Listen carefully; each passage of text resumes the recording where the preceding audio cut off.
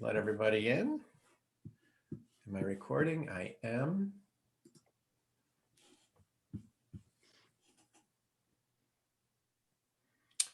Hey, everybody. More people joining here. Welcome. I'm super excited about this particular session, and I would love to see your faces too. Everybody's hiding behind their names and things, and I know you're probably working and busy and answering emails and you don't want to be rude, but there we go. There's the faces. Yeah. That's what I like to see. This is about media. If I can shower and shave for this, you all can show your faces. This is right. Exactly. John, I put a shirt with a collar on just for you. Well, thanks, pal. It's good to see you, Glenn. Yeah, it's this gave me an excuse to actually put on a real shirt today. So thank you very, very much, Paul. Sure, no problem. So this is effectively communicating with beer media. I've been looking forward to this since both Deanna and John agreed to do this. They were going to do this live for you in 2020. I don't even know what year it is anymore, no less what day. I really thank them for being here. We're going to meet them in just a second. I also want to thank our presenting sponsor today for the day, Yakima Chief Hops, and our session sponsors, Fraunhofer Design, Surpass Chemical Company, and Deutsche Beverage Technology. We really appreciate their contribution and helping us make this happen. Like I said, I'm really excited to enter. If you guys don't know Deanna and John, let me tell you a little bit about them. So I will start with Deanna. Deanna Fox is a freelance journalist focused on food culture and policy and agricultural systems. She also writes about travel, nature, baseball, art, music, and of course, beer. And she has published in multiple languages around the world, including leading publications like the New York Times, USA Today, The Guardian, The Washington Post, the Irish Times, NPR, The Beer Advocate. I could go on and on. So Deanna, thank you for being here. I really appreciate your time for this.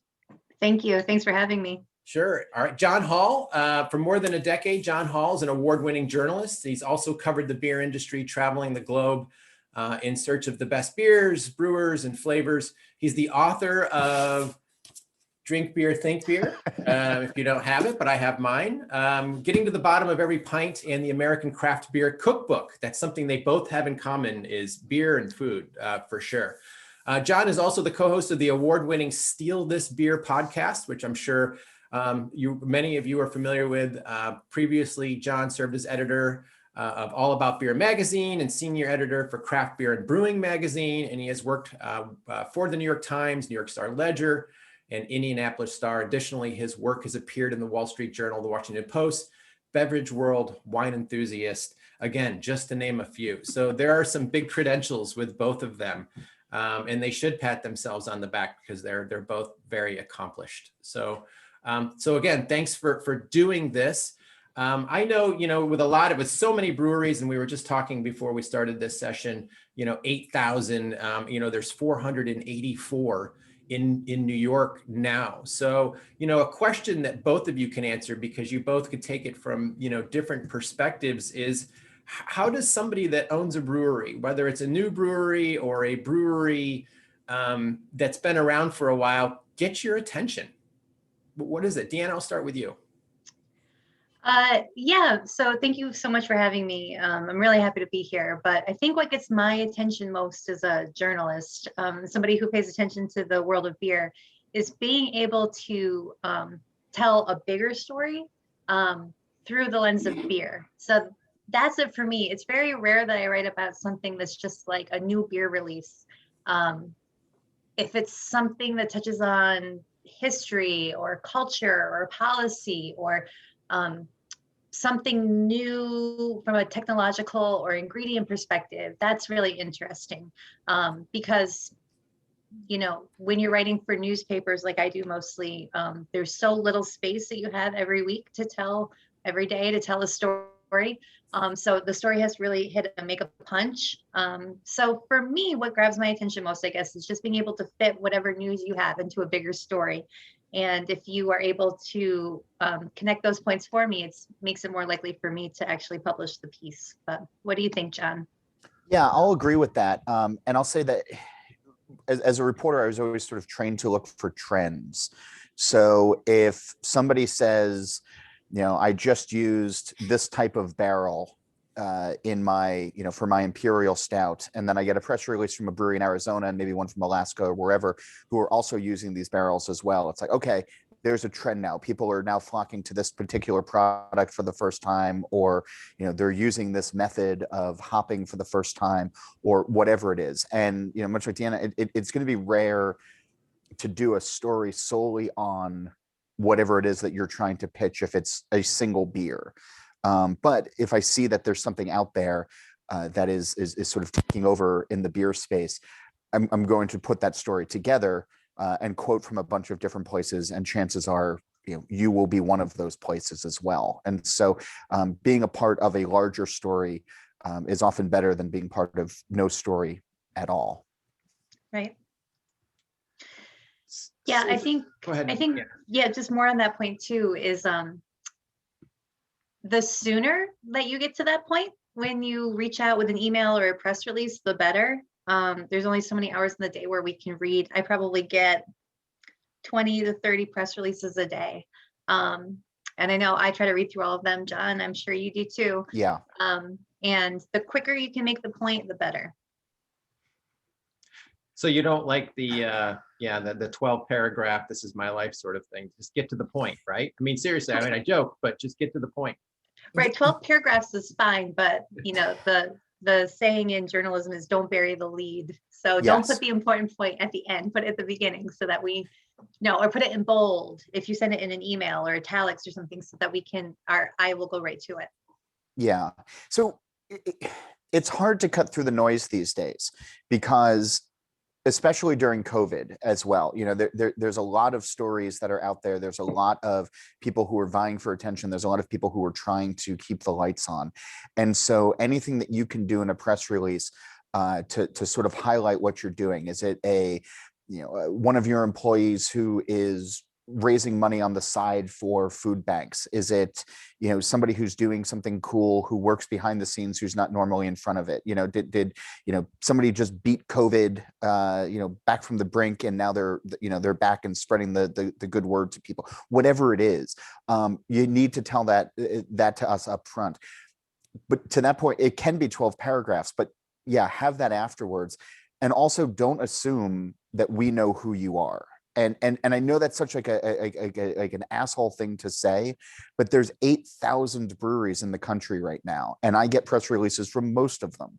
And so if there's obviously big names out there. If Sierra Nevada sends me something, well, yeah, I know the Sierra Nevada story. But if you're a small 3-barrel brew pub in the Finger Lakes, I've probably not visited. I probably don't know who you are.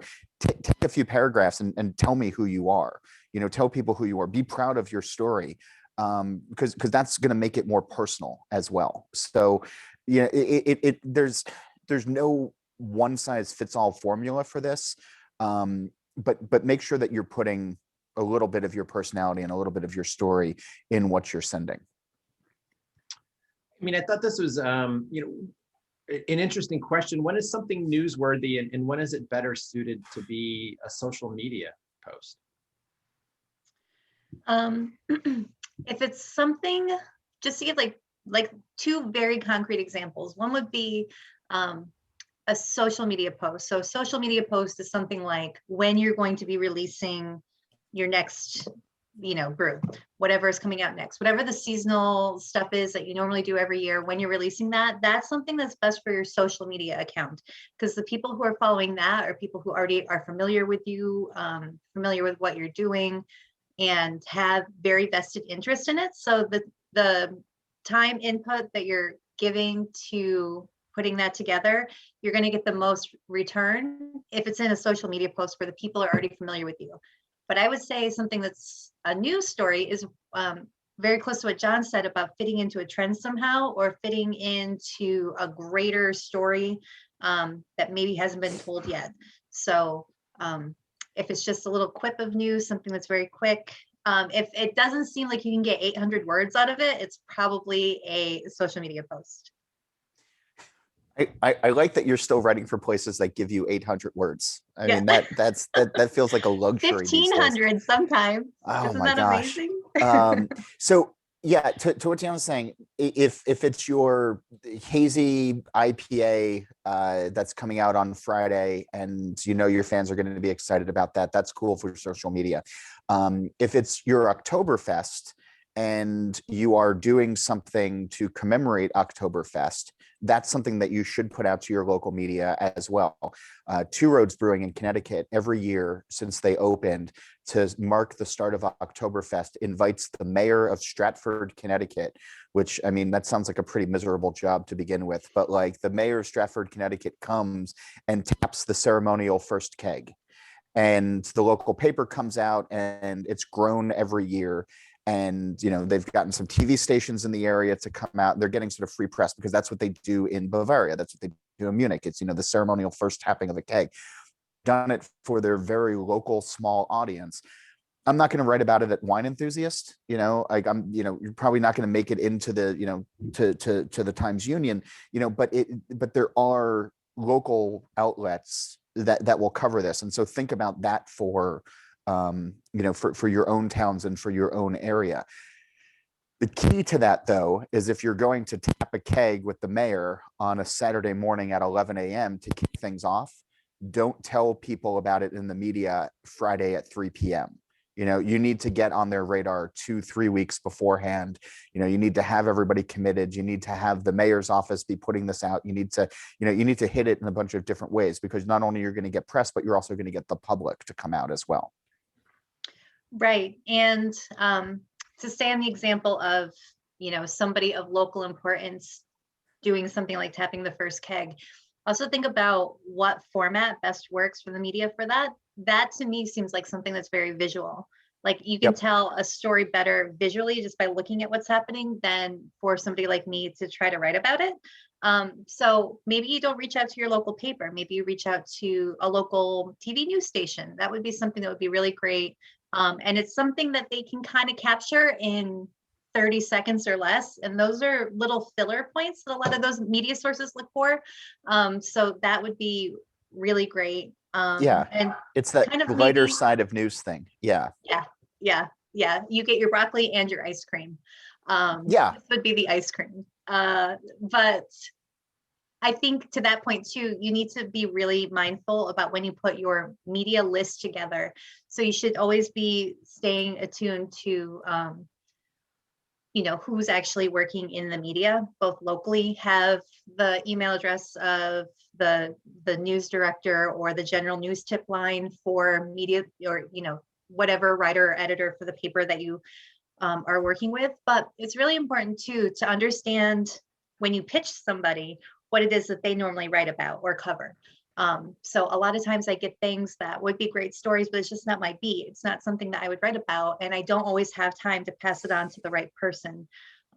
So Yeah. to find people in the media, I think one of the best ways to do that is Twitter, like just looking up hashtag like beer Twitter or beer journalist. And I know like in my bio for my Instagram account, you have like search words that you can put in there.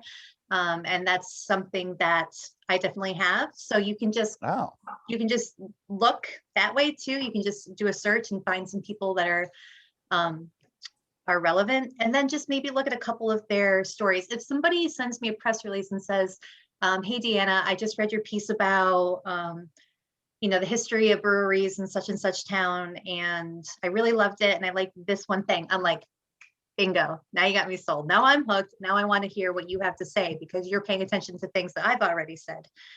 So it does kind of feel like it's a time investment, but the kickback that you get, the return that you get from working with media is that the media that John and I do is called earned media. It means like you're not paying for it versus paid media, like an advertisement.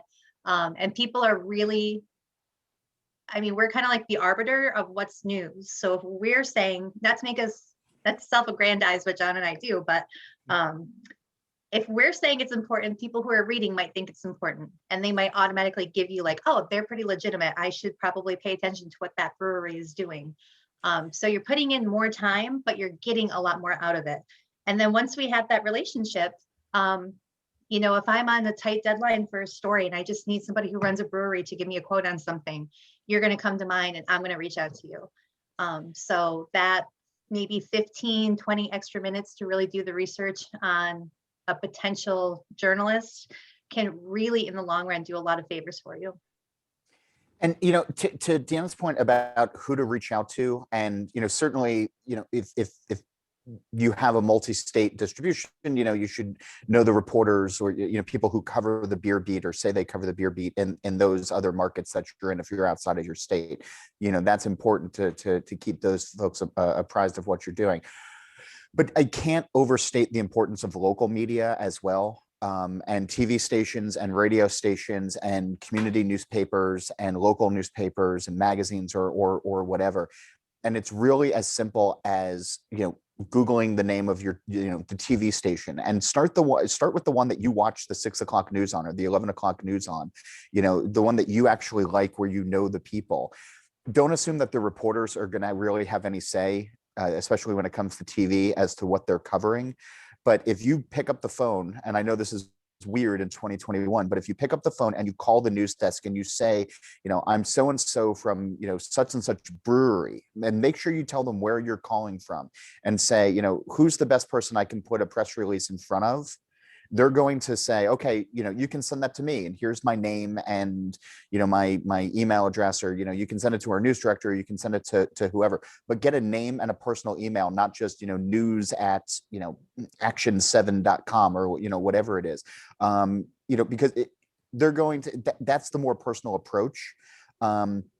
But if you show a little initiative that you're calling folks, and you can call every TV station in the area, every radio station in the area, but get a name, and let them know that you're a brewery calling, because people love breweries and they think it's cool, in the same way that people think that it's cool, to work for a TV station. The TV people think that it's cool you work for a brewery.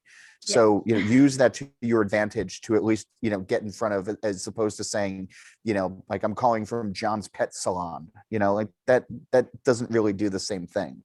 No offense to the dog groomers of America, but.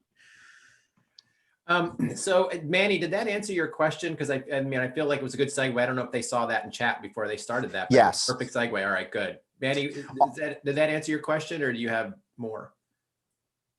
I also think the Brewers Association, the BA, has a media list, because He did. Man, new people find me all the time, I think, through them. So I don't know if the BA charges you for such things, but I know the BA gives us a confidential media list, like broken down by TV, radio, writers, things like that we don't share, because of that very reason, is that we don't want, everybody in the world like muddying the waters. To the point where it gets overwhelmed. I can't imagine the emails you get every day. Jen Newman has a question. I'm going to have her ask it. The owner of Young Lion up in Canada. Hey guys, how are you? Hey. So what are the biggest mistakes that you see breweries make, both with local press and with national press? Like, what turns you off? Go ahead, John. I got a list.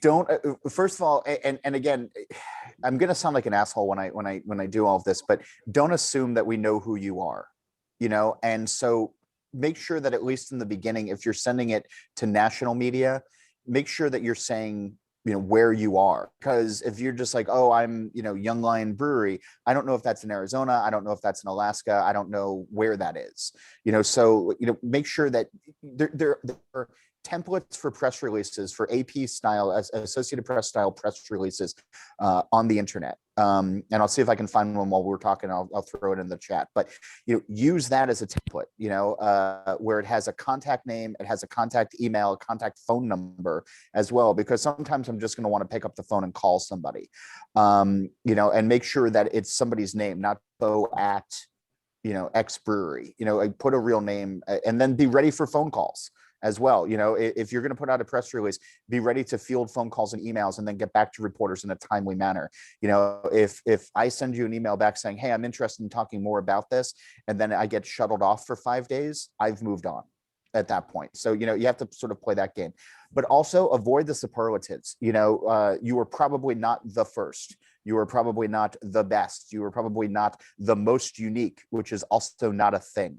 There are any number of things that I see that drive me up the wall, because a half second of Googling, I'm going to be able to disprove your statement, and then I've just sort of moved on, to the next thing. And I know that sounds obnoxious, but you don't have to be over the top verbose or grand about yourself. Just tell us what you're doing. Hey, we donated $25,000 to a local charity. We donated $2,500 to a local charity, and we're proud of this, and we think that this is important, and here's why. Or we're coming out with our Oktoberfest, and this is the 5th year that we're coming out with our Oktoberfest, and this year, we're moving it to a local park that's going to, proceeds are going to benefit the, restore the gazebo, or whatever the story is, just tell it to us in plain language. Those are sort of the two things that really sort of jump out for me. So for Jen Newman, I'm sorry, for Jen Newman, it would be helpful if she said, Jen Newman with Young Lion, instead of saying in Canandaigua, New York, for both of you, she would say in Canandaigua, New York, in the Finger Lakes region, or something like that, the kind of a better descriptor, then that would jump out to you both. Sorry, Deanna, interrupt. No, Yeah, that would be, yeah. that is great, because, if we're, if you're talking about the beer scene in Nebraska or wherever, I'm not very familiar with Nebraska. So you could give me a city, but I'm probably, maybe I won't take the time to Google it, of where it is, and look on Google Maps and figure it out. So if you can give me some sort of idea, that would be very helpful. Yeah. But to John's point about like superlatives or anything like that, like the first or the biggest somehow, if you are making that claim, you need to give us right there in the first introductory email or call about the topic. Give us like proof. Like you could be the first, you could have the first brewing license in your town since Prohibition. That's could be true, but you need to give us some sort of like documentary evidence so that we know, because I would never take that to an editor and pitch it to an editor. My process for any publication I write for is that I get the idea, or I get something, or I have a story idea. I have to do some pre-reporting on it so that I get some facts, and then I write a pitch and I send that to an editor, and then an editor decides, and then I do the rest of the reporting and then the story. So the more that can be given to me to make my pitch sound credible, the better for all of us. So if you are making claims and you feel that they're true, have some sort of documentation for it and send that right away. Don't make us ask for it. Yeah. Just really quick, another pet peeve that I have is when, I guess I already stated it, but when you kind of bury the lead. So just to reiterate that point, because it's very, very important that you do it. It's okay to kind of work in reverse. Like you don't have to build the case for me before you present the ask. Give me the ask first of what you want me to write about, and then give me your reasoning why I should do it. And I think that just makes my job a lot easier. So John, I see, I didn't click on the link that you put out there, but what are crucial elements needed to make for like a good attention grabbing press release? I mean, are the way people format it, or like, are they getting fancier? What are some of those things? I mean, certainly if you go and look at this, there's sort of this evergreen press release, news release that they have in here, a compelling headline, I guess they say, but of just, new release, or, charitable giving from a brewery, or whatever it is. Put your logo on there as well, because you spent a lot of money on those, or there's a lot of creative element about it as well. I like to see those as well, because sometimes those turn into a story, or sometimes they help grab you visually a little bit better, a little bit faster. As you scroll through here, this is sort of pretty direct, pretty easy. There are about your companies sections in there, which is usually just about a paragraph, and it's, it can be founded in 2018 by two former home brewers who decided to go pro. This is the Finger Lakes first small commercial brewery since Prohibition, proudly serving ales and lager, like whatever the boilerplate that you would tell people in your elevator pitch about who you are and what you do, that should go into an about section. And then media contact. And again, I know so many of you are really small. It can be you, the owner, who's also the janitor, who is also the bartender, who is also the everything else in between. You don't necessarily need an outside media person. You don't need an in-house media person. It's helpful if you do. And once you get to a certain size, that certainly makes sense for you to have that, somebody who handles your social media, somebody who handles, your regular media outreach and who does events and everything else like that. I know for, small breweries that is just not in the financial cards right now. And I understand that. But have somebody in the company that is the point of contact that you can call. That's important on there as well. But Citizen is a website that a lot of reporters use and a lot of PR people use just to sort of find out like what's happening in the general news and information business. And they have some great. So this link I think should be able to walk you all through how to do this pretty easy. Deanna, do you have follow up to that, or is that about the press release? No, everything that John said sounds good. I mean, it's almost like, put your contact information in bold at the top, put the crux of what you're getting to in the body of the press release, and really make sure the important part is at the top. And then I think John used the word, but in case you hear it, if somebody's ever asking for you, the boilerplate is that thing at the bottom that just says you're about. And it's called boilerplate because you use it over and over and over again across all forms of communication. It's just your very basic who you are, where you are, what you're doing, and 3 to 4 sentences should do it. And I mean, a lot of times I don't just copy and paste it, but I use that as like the crux to really just get to explaining who you are for people to understand it in a story. And I know you probably both, oh, go ahead, John. No. I say, you both have kind of touched on this a little bit, but what is the best method for contacting a beer journalist directly? Email. Yeah, For email. Email for me. I don't mind phone calls though. I'm not always going to have a lot of time, so but I will pick up. And if you say, hey, it's so and so calling from such and such brewery, I'm going to listen. I'm not going to have an hour to talk to you probably, unless I suddenly do because it's a cool story. But I do think that, if you feel like there's something that's really important that you want to communicate, or, just sort of feel me out on, I don't mind phone calls, but emails are usually best. And then if I see something that I like, I'll say, hey, can I give you a quick call on something like this? Same, Deanna, email, just straight up email, like not phone calls though. Like what's the worst way to contact you?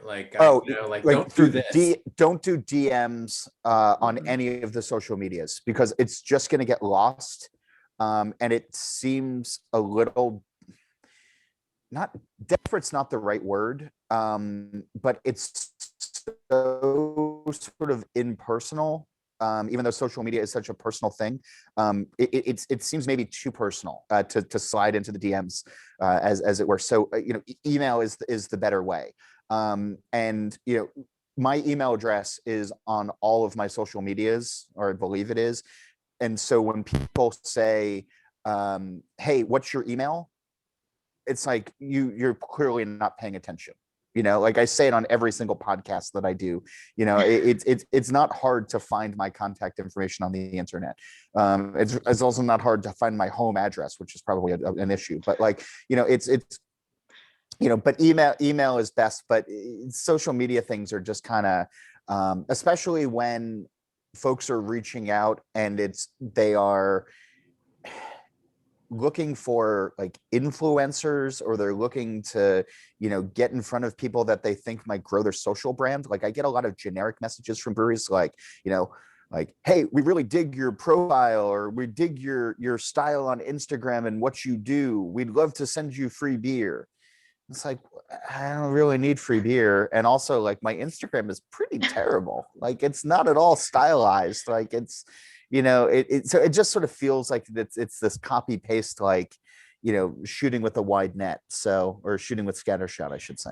Yeah, for me, I just like to be able, because I do get a lot of emails every day, as it seems like we all do, but email is just an easier way for me to find it again. If I click on it quick and read it quick, and then it gets kind of lost in the shuffle, I can just be like, oh, right, I need to email Paul back or whoever, and I can do that. So I really like email, like John, it's in everything. If you tell me that you can't find my email address, I'm going to wonder if you're paying attention. But it's important to know that journalists, generally speaking, are not influencers. We're not the same thing. And an influencer, the real difference here comes down to like an ethics perspective. So I don't feel comfortable writing about things where there might be any perception I was paid to write about it from anybody outside of the publication I'm actually writing for. So if I'm putting something on my Instagram or Twitter, it's because I really, really enjoy it. It's not because you sent me something free. And I saw that Jen asked if we like sending you beers is annoying. It's not annoying, and it's not bad that you do it, but it shouldn't come with the expectation that we will cover it, because there has to be some sort of deference there. And really, I think the role of the journalist is to hold an obligation to the truth and to the reader. And if we're just writing about something because you gave us free beer, it doesn't really do a service to the reader. And that's what my goal is. And so sometimes it doesn't feel good because maybe we end up not having nice things to say about the thing that we're writing about involving you. But I'm also not like a critic. So I don't always need to taste your beer in order to be able to write about it from an observational standpoint or an objective standpoint. But, I'll never say no to free beer. I just won't always guarantee that I'll write about it. So I am a critic. One of my jobs these days is I do the blind reviews for Wine Enthusiast magazine. There's a section in the back called the Buying Guide. And so we have a calendar that's up on the website. And if anybody's interested, you can always just email me. It's just johnholl@gmail.com. And I'll send you our calendar of the styles that are coming up. So if you send a beer in to the blind panels, like right now I'm doing honey beers, or I'm finishing up saisons. I'm heading into honey beers. And then the next couple of months are all going to be pale ales, IPAs, and etc. But everything gets put on blind panels. So I don't know what I'm drinking. It's poured for me in a separate room here at my house. My wife does it for me now because we're not going into offices right now. I served in flights of 5. Everything is an island. I'm not judging one beer against another. It's not, this is the best out of the 5. It's just everything is judged on its own merits. But I don't know what the beers are until after I've locked in my words, my thoughts, and my score. And then I find out what the beers are, because I know a lot of you, and like we can be influenced by labels or, wow, this brewery makes really great lagers. This must be a great lager. But if it's blind, I've been surprised as all hell of like, wow, this is not what I thought this would be from a brewery, either good or bad. And that's the thing about influencers as well. And I'm not trying to take work away from them or whatever it is that they do. But they are going to give you effusive praise no matter what. And I think that that's a dangerous thing, because what we don't talk about enough in this, in the beer industry is shitty beer. And influencers will say everything nice about you, but like, I don't care how good your stories are. I don't care how cool your background is. I don't care how philanthropic you are.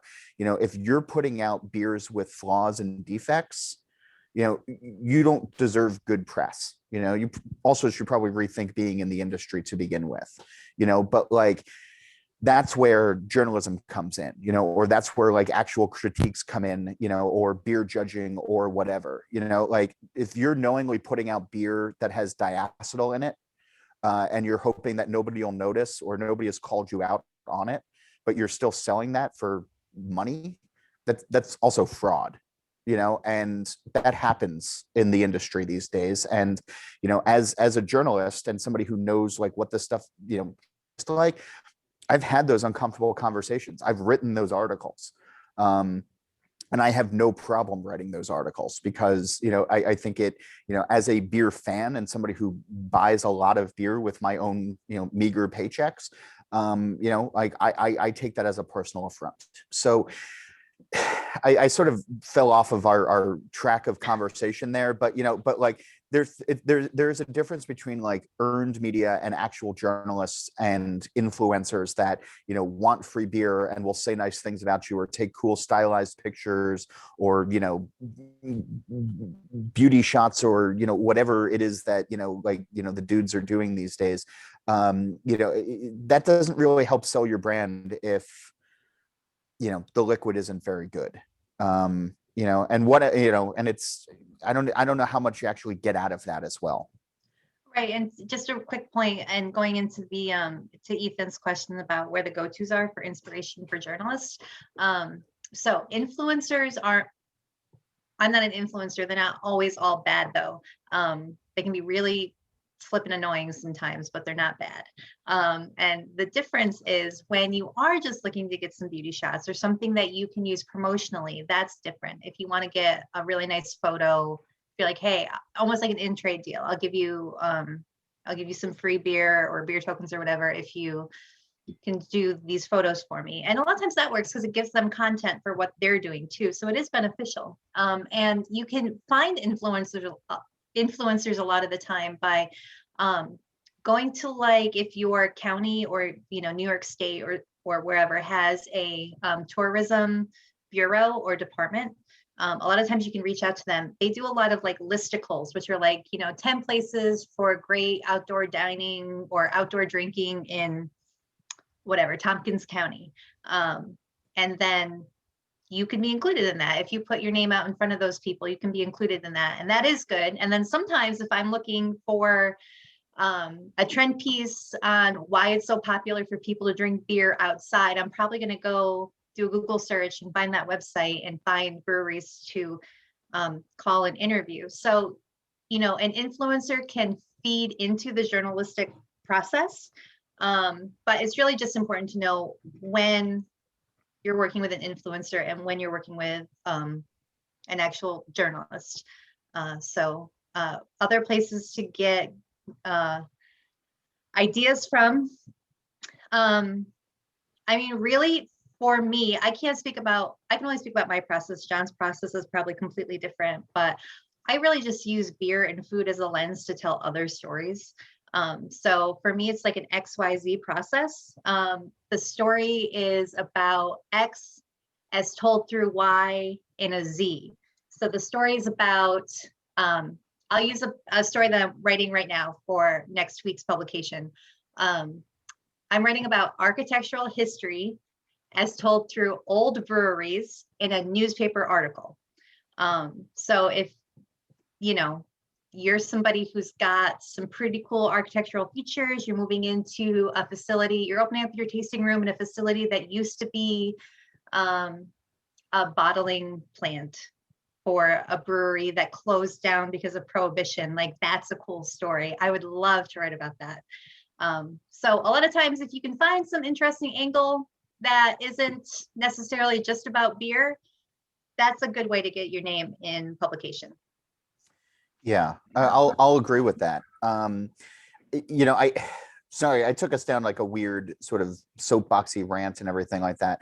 I should also point out though that when you're communicating, not only in your social media, but to us, as well, at all times, avoid being basic in your descriptors as well. Like if you're in a historic building, don't just say in a historic building downtown, tell us like, an old 1850s, dairy facility, or, it was the county morgue, like tell us whatever it was, be descriptive, because, and use that in your social media as well.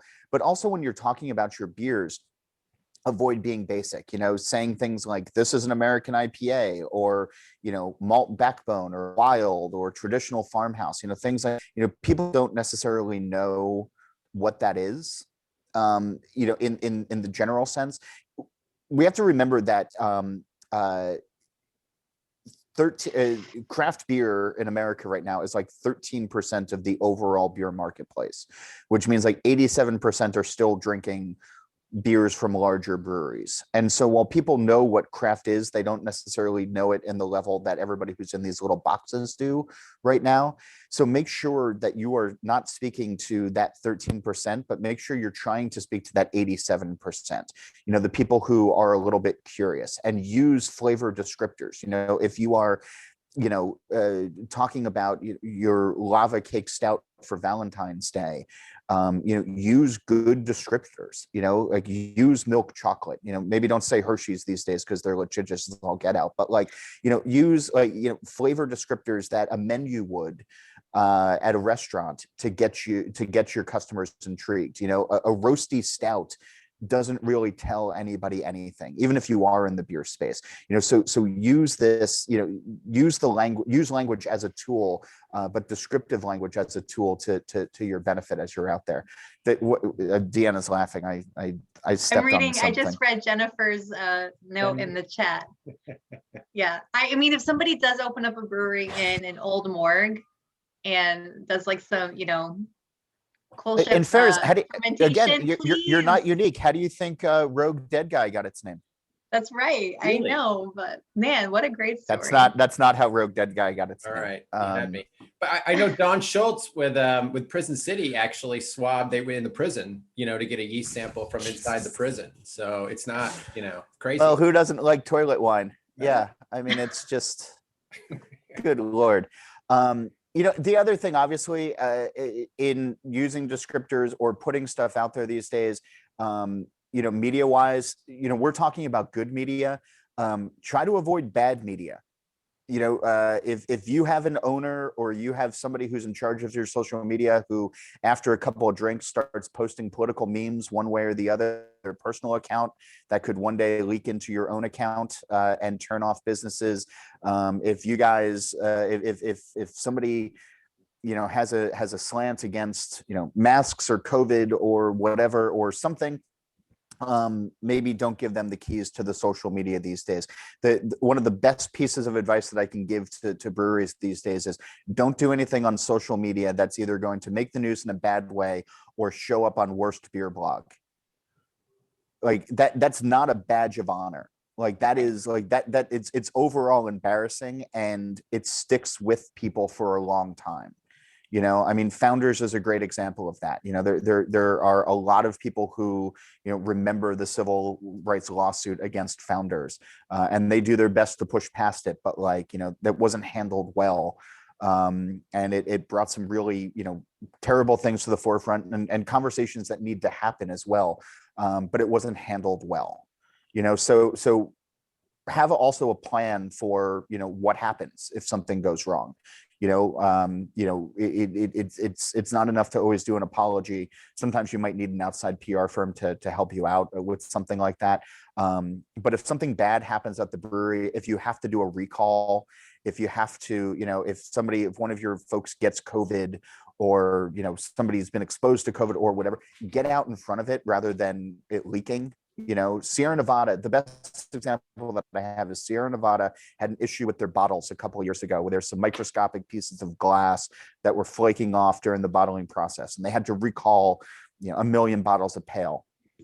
And they put out the thing late on a Friday. As soon as they found out about it, they had a plan ready to go. Everybody wrote about it for a day.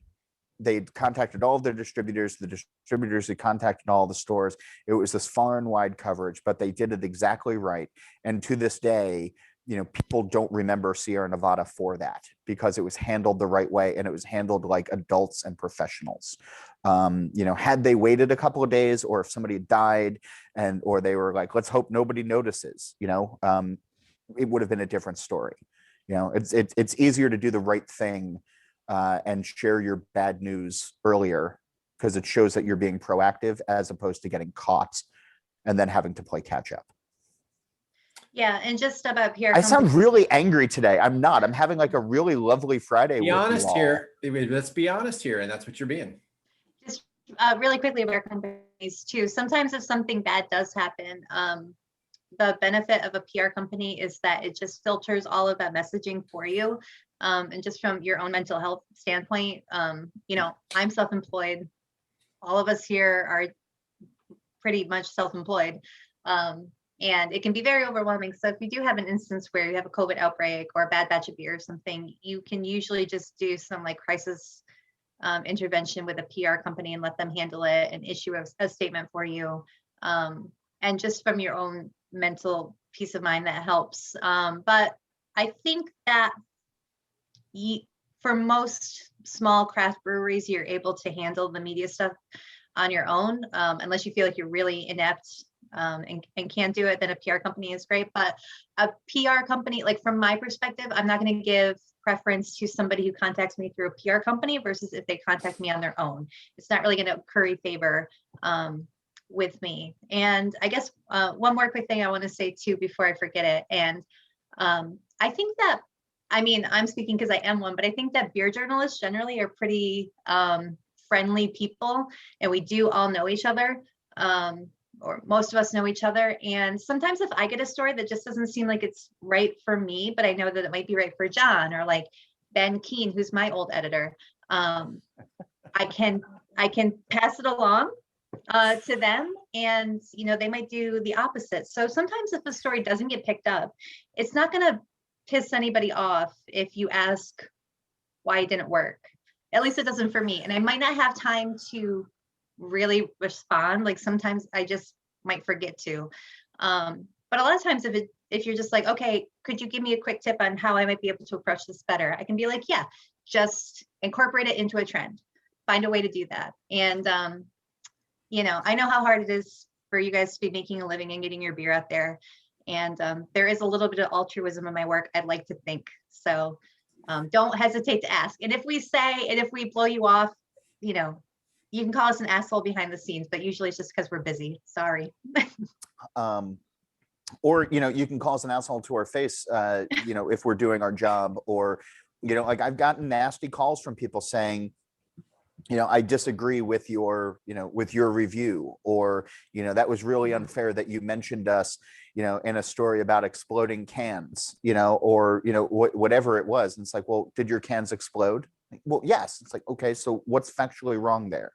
You know, or, you know, does your beer have diacetyl? Well, yeah, but you know, the customers don't really seem to mind. It's like, well, you know, but I do, and that's the thing. And you can call me an asshole, you know, but I also know Deanna, and I know Ben Keene, and I know all of the other writers as well. And you can bet your ass that I've shared that information with all of them as well. Of like, hey, this brewery, you know, is probably not one, you know, that you know, should be high on your call list if you're searching around for stories. You know, and that's the same way that you guys all talk about suppliers, or you guys talk about, you know, whoever else. Like, you know, the word gets around pretty fast of who's easy to work with and who's not, you know. And I don't get to choose who I work with, you know. Like I cover the news the way that it happens, or, you know, who's doing it. And I've called people that, you know, personally I wouldn't welcome into my own house, but I've quoted them, you know, without bias, because that's my job. And that's, you know, it's not always easy, you know, but at the same time, like, I'll welcome just about anybody into my house. But, you know, if you don't get that invite, it's, you know, probably because of, you know, the reason that I just stated. One of the things, though, that we keep talking about beer media, and the whole nature of beer media has changed in the last couple of years. You know, when I got into it, there was Ale Street News and Celebrator, and there were all of the brews papers, you know, the Midwestern and the Atlantic, and the, you know, all of these various ones from around the region on that level. There's a bunch of blogs that were around. All About Beer magazine was around. Draft magazine was around. You know, there were a lot of outlets for beer specific media. You know, Wine Enthusiast was covering it. You know, BYO magazine is around. You know, there are places, Brewbound and etc. There's fewer of those places around now. And some of the ones that are around are blogs that are written by hobbyists that don't really stick with it. You know, like they might be popular for, you know, a day or two, or they might try to get something going, but they're not really sticking with it. And so there's not really a lot of places to pitch anymore. And so I think the importance is local. It shouldn't just be beer media. It should be your local market media. You know, if you're in Buffalo, if you're in the Finger Lakes, if you're in the city, it's a little bit harder because I mean, that's the media capital of the world. And it's tough to break through the noise of, you know, the NBC flagship station or the Today Show or anything else like that. But there are still community newspapers and there's community radio stations as well. And if you guys have the classic rock station over terrestrial radio playing in the background, you know, make friends with them. You know, they probably drink beer as well. You know, again, if you guys watch the local, the local news station at 11 o'clock or at 5 a.m., you know, the morning show, and every station has one of these, you know, local goofy guys who goes and does, you know, the crazy story of the morning of, you know, like, hey, we're here at the car lot where everybody's holding their hands on the car. Who's going to win the car? Like that kind of thing. If you're going to be mashing in at 5 o'clock most mornings, you should know that guy, you know, or reporter, and you should know their producer, and you should be like, okay, hey, you know, this is St. Patrick's Day, and, you know, we're going to have our ceremonial stout at, you know, 6:55 a.m. and you guys should be here for our ceremonial stout on St. Patrick's Day. But you need to tell them like 3 weeks in advance, you know, like, but play to your local market, because again, it's the 87% of beer drinkers that are not in the craft bubble. Don't be craft talking to craft. You know, go out there and talk even more. And, you know, the other part of this too is, and this is a weird thing for a reporter to say, but advertising. You know, like there are local newspapers, community newspapers, weekly newspapers in your town, maybe daily or whatever. There are radio stations that have affordable ads. You know, it's not just the MyPillow guy. It's not just these big, you know, Exxon and Subaru and all of these other big national media buys. You know, for, you know, a very modest amount of money, you can support your local media. And it's really done through advertising because subscriptions are tough these days, although you should all be subscribing to your local newspapers as well, you know, websites or whatnot. In the same way that everybody is asking to help keep restaurants and breweries open during the pandemic and during tough economic times, we need the support for our local media, you know, as well. To be the arbiters, to pay attention to what's happening at City Hall, to expose the bastards who are doing the bad things, to write about our neighbors who are doing the good things, to write about the cool shit that you all are doing. And the only way that they know how to do that, or can keep doing that, I should say, is with advertising dollars, you know, or subscriptions. You know, that's how they keep their lights on. And so, you know, if you have an extra, you know, $100 or, you know, whatever, you can probably buy some radio ads and tell people like, hey, we have our Oktoberfest coming up, or, you know, every Friday is new IPA day, or whatever it is. And somebody who's driving home from work might hear that and say, you know, I'm going to stop over at this brewery, you know, like I'm in the area, I'm going to stop over and I'm going to try this. You know, it's how you make these personal connections. So, you know, I'm not here to tell you to spend money that you don't have, but you might find that some of these are a little bit more affordable as well. And when you do that, it also allows then me and Deanna to keep doing the jobs that we're doing, because then they have budgets that they can pay writers, and we can then do the good content. So, you know, it's a necessary thing, you know, really, it doesn't have, yeah. Yeah, really quick, because I know we're running short on time, just to very quickly on John's points. So if you do, the thing that John and I do is called editorial. So if you are paying money to a radio station to do an ad, ask them, don't hesitate to ask them to do some editorial, which means, you know, come to our brewery and do a live cast during, you know, the drive hours, and we'll talk about how we're making the beer. We'll make the, we'll you know, we'll do some process. We'll bottle, we'll whatever. Getting those sound effects are going to be really cool on the radio, or even on TV. And newspapers are a little bit more hesitant to do it if they have like a magazine associated with it. They might be more likely to do it, but don't hesitate to ask. There's no harm in asking. If you are paying a couple $100 or even a couple $1,000, ask for editorial. And the second thing is that most local newspapers are not independently owned anymore. They're owned by some bigger media conglomerate. They're owned by Hearst, which is who, you know, pays my bills, and they're owned by Gannett or something. So a lot of times, like if I'm writing for the Albany Times Union, that's getting picked up on what's called the Wire. All of the stories go out to all of the Hearst owned newspapers. So they're going to, they're sometimes running in Connecticut, Seattle, San Francisco, Houston, all over the place. And even overseas. So you might be just talking to, you think, your local beer writer, but actually you're talking to a lot of other readers elsewhere in bigger cities.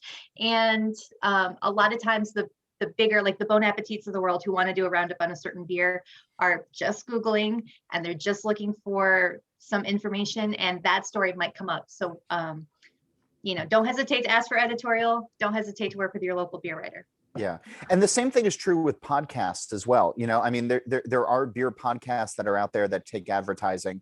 I'm one of them, but I have a national audience. And so, it's not necessarily something that is a small Finger Lakes brewery, would think would make sense for them. And they're probably right. But if there is, like Finger Lakes Today, a podcast, or, a weekly, hiking show, or a monthly whatever that fits into your region, that is so specific to the area that you're in, reach out to them. It might be like $50 to, get a 30-second spot, on the top of somebody's show. It's local speaking to local, and it's somebody who's interested now in the outdoors, who might also be interested in beer. It could be a grilling, it could be a biking show. It could be like whatever it is, if it's in your area.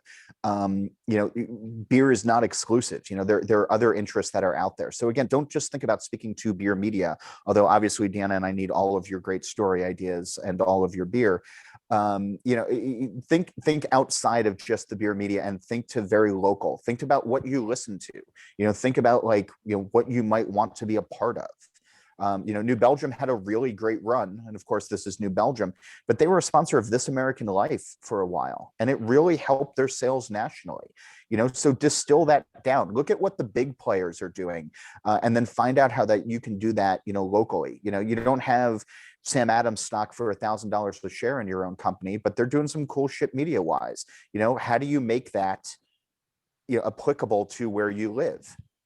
2 really quick terms that you want to know then, in case you're advertising. Rate card is the how much it's going to cost you for what you get. Metrics is the thing that shows you when people are listening, reading, subscribing, whatever.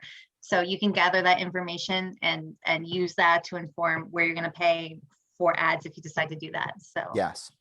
Yeah. So just have those 2 terms handy. Know the lingo, it gets you far. And Ethan Cox is 100% right that billboards aren't dead yet. The Beer Advocate guys used to take out billboards before Extreme Beer Festival, like the 2 months before Extreme Beer Festival. And then when they would do surveys afterwards, it was something like, for new people who came to the fest, Jason and Todd told me one year, it was something like 30% of new customers found out over, because of billboards. You're stuck in traffic, you're driving past, it's the same thing every day as you're going past. It's repetitive, it's important, and it's also more affordable than you might realize. People see, they hear your podcast ads, they hear radio ads, they see newspaper ads. You guys don't actually know what it costs until you call. And you might actually be really surprised. And the ROI on a lot of these things, goes a long way. The other part of it too is, as a reporter, I look at the ads in the magazines that are out there. I see who's advertising at BYO, or on, any of these other podcasts and everything. And I actually sometimes go and look further into it, because it's like, okay, they have a media strategy. So what else are they doing that's cool? So it plays a whole bunch of different ways. So, Yeah, as a reporter, it feels weird to talk about advertising, but we've got, but that's really relevant. I mean, we do our beer festivals around the state. We hire a media buyer because he negotiates for us, and it's really affordable to have him. But we always negotiate, and we want on the morning show of whatever station. Just give us like 5 minutes, 10 minutes. We bring them beer, and we talk beer, and they have fun. And they never once say, no, you can't do that. Like, you just got to ask. So I think thank you for bringing that up. And I also think that during COVID, rates are really good right now. I think there's a lot of stations that need some money for advertising, and it's probably not bad. But I want to open it up for some questions. We've got another few minutes. Is somebody not entered a question, or just unmute yourself and go ahead and ask? I saw Jennifer asked if PR companies, are they worthwhile?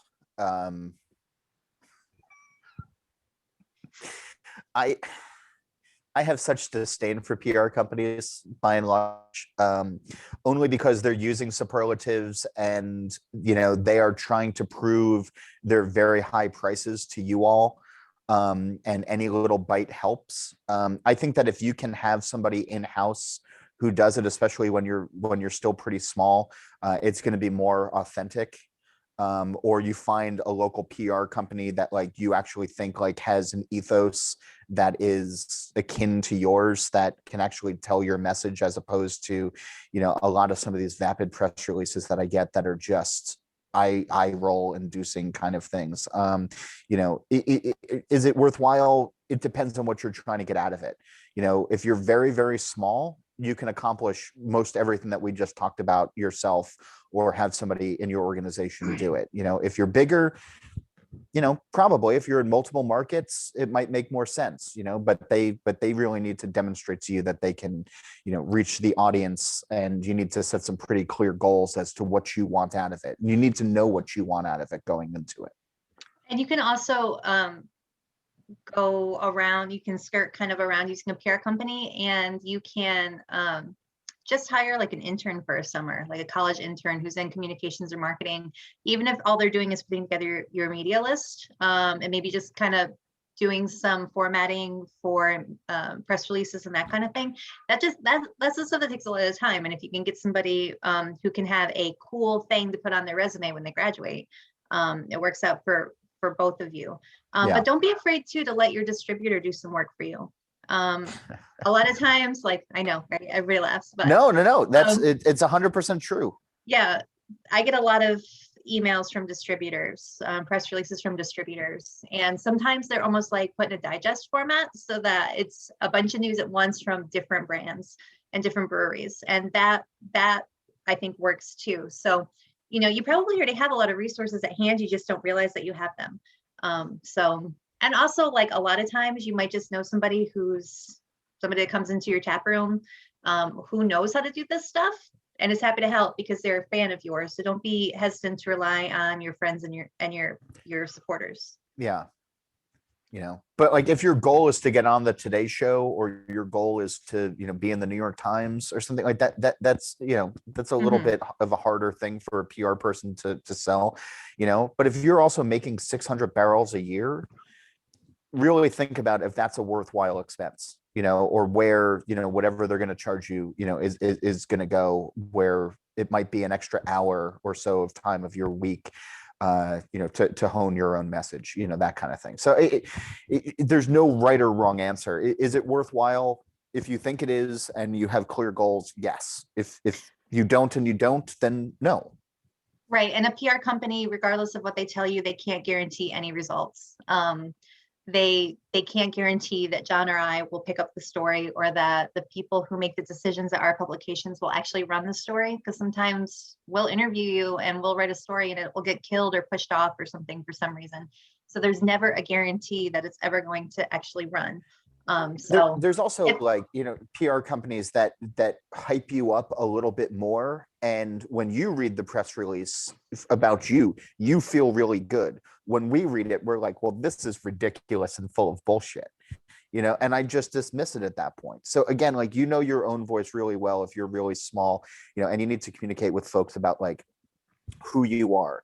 All of your breweries should have a mission statement. Everybody should know, employee guidelines or an ethos of the company. Like those are things that are really important, and that should guide every decision that you make, from putting out a new beer to, your social media, to how you treat the folks in house, and then how you get your word out to everybody. If it's, make good beer and make people happy, cool, follow that. And if a press release that somebody else writes for you about you doesn't feel authentic to that voice or to that idea, it's probably not. So we've run a little bit over, but one final thought from each of you, which is great, because I could talk like another hour or two with you both. So anybody watching this right now, what stories are you looking for? What's going to grab your attention? Is it another story about how I got through COVID, or is it something that's going to be really just different? Final word. Not a story about how I got through COVID. If you got a really cool development because of COVID, if something really unique happened at your brewery because of COVID, that's interesting. But for me, primarily, I'm always happy to receive a pitch on how beer fits into a bigger arc or through line about the world. So think about it as beer telling a story of something else, and I'll eat that up all day. Yeah, I mean, for me, it's how are you filling in the white space in the beer space right now? You know, what are you proud of? You know, what is something that around the brewery you've said like this is really cool and we're proud of this. You know, that's the thing. If it's, you know, hey, it's our hazy IPA and this time we put it in Citra before Mosaic, don't call me. Like I don't care. But if you feel like you did something, you know, pretty cool, like no matter how small it is. Like I say, like I'm always looking for trends. I'm always looking for some, you know, some sort of content. And, you know, email me and, you know, get on the wine enthusiast panels. And, you know, we have 1 million readers a month. So get your beer in front of people. And, I'd love to see y'all. Yeah, and I'm going to be chained to my desk tonight working on deadlines. So if my Paul put my email on there, if there's a question that comes to you tonight, please just send it and I'll do my best to answer it. I'm not going to be chained to my desk tonight, but if you want to email me and I don't have too many beers in me, I will respond as fast and with as few typos as possible. No guarantees. Well, thank you both very much. I want to once again thank Yakima Cheap Hops for sponsoring the day, Fraunhofer Design, Surpass Chemical, Deutsche Beverage for sponsoring these sessions. And really thank you, Deanna, and thank you, John. Like really amazing, important information for breweries that are really trying to stand out a little bit and get your attention.